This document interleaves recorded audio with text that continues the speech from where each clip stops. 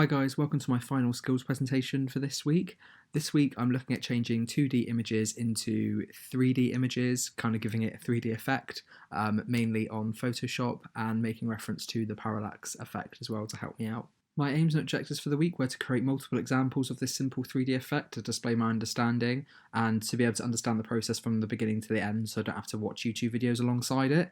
I also want to refresh my memory with the pen tool and the clone stamp tools because this is only the second time I've used Photoshop throughout these presentations, so it'd be really nice to be able to use these again and then reflect on what went well and what didn't, just so I can build upon this for the future. So there's loads of ways to create a 3D effect on Photoshop and After Effects. You can either create a physical 3D object or you can give off the illusion of 3D, and that's kind of what I'm going for this week. Hopefully kind of expanding my skill set as we go on and kind of experimenting with different ways to do it. At first, I had to go onto the Adobe website to understand what a smart object is, as a lot of YouTube tutorials covered this. I usually don't like using the Adobe website only because it's sometimes hard to understand because it's more for like higher level people, but this one was really perfect and easy to grasp. So basically what a smart object is it performs non-destructive transformations, so you can scale and rotate a picture without the quality actually losing any image data or quality. You can't perform operations such as like dodging or burning or like painting.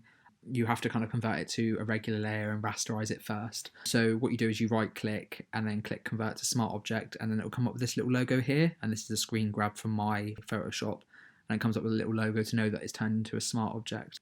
I use these two tutorials at first. I've used these two quite a lot throughout my presentations, so I highly recommend. My inspiration for this came from Netflix and GTA loading screens. On Netflix, when it like pauses, it has this effect where an image looks like it's 3D because the background and the foreground are separate and they move left to right.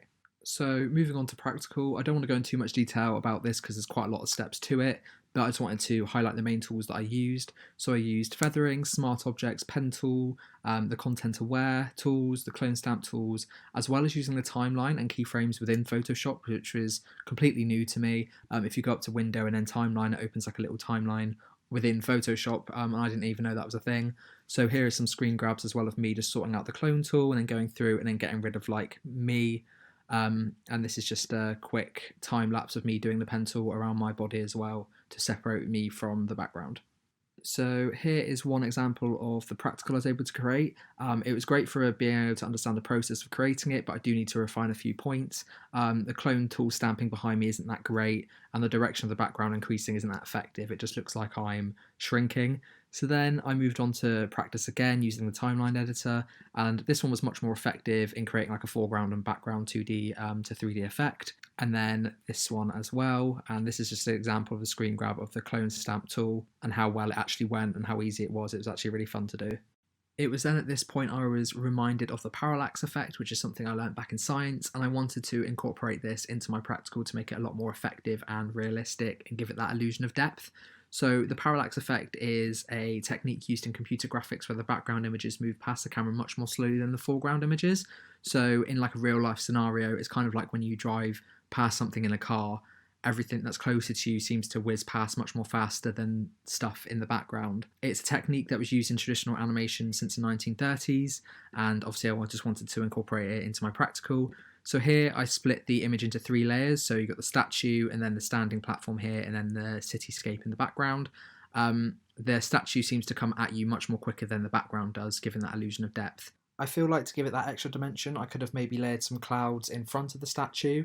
That would have required using 4 layers, and the YouTube tutorials that I watched only showed you how to create 2 layers. With this statue photo, I actually used 3 layers, so there I'm kind of showing my development in experimenting a bit.